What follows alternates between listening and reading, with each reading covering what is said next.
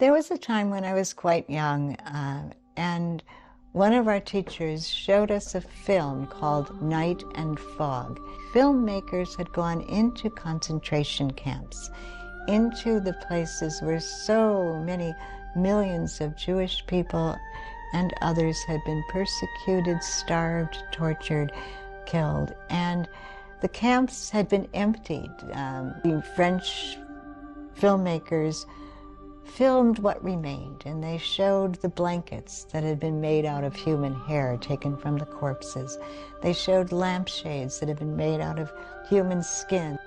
And I said to myself, I never want to be somebody who is on the sidelines, who watches some terrible evil unfold and doesn't try to put a stop to it.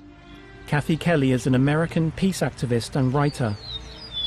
As a child, she witnessed the rebuilding of peace following World War II, but later grew frustrated with the devastation wrought by US military campaigns overseas. She has travelled to Iraq 26 times, including during both the First Gulf War and the Iraq War. We went over to Iraq because we wanted to oppose the United States economic sanctions as a humanitarian relief group. In one case that I recall, it was such a painful story.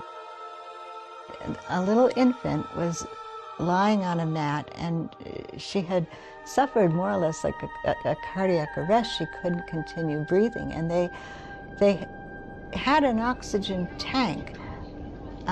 He gave her mouth-to-mouth resuscitation, but the tube that they had, the only plastic tubing that they had, because they couldn't get the medical supplies that the hospitals needed, was about the size of a pencil. But this little baby's nostril was the size of the point of a pencil. The tube was too big. And so the doctor had to say to the mother, I'm sorry, your child, she cannot live. We have not the oxygen, we have not the tube. And so he walked away, and that mother, she had pulled me down onto the bed next to her. And I remember my shoulder was damp. She was crying so hard because her child could not live. And I knew I would eventually go back to the United States and a life of safety and security.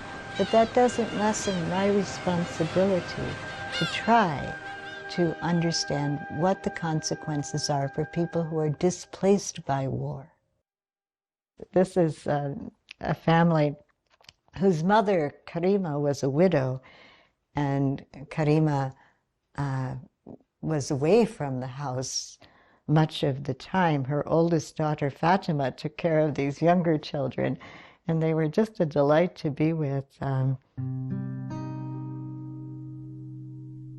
When I was in Afghanistan, young girls would literally take me by the hand and lead me up a mountainside.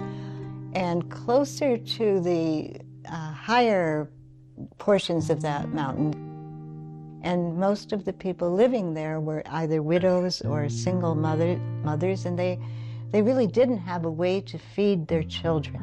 Sometimes they sent their children down into the marketplace to pick up scraps from the market. Because they were so high up, there was no water, and so they'd have to get up early in the morning and go down the mountainside and fetch the water and haul it up the mountainside. I saw parents who would flinch when they heard a bomb explode, but then kind of put on a poker face, so we say, when people are playing cards and they don't want to let somebody know what they've got. You could see them trying to make sure that they didn't frighten the children.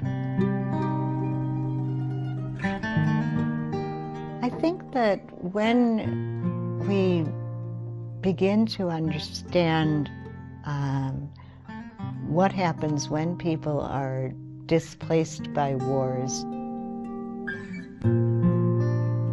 it helps us feel more fuel, in a sense, for trying to oppose the machinery of war, trying to oppose the likelihood of going into a new war.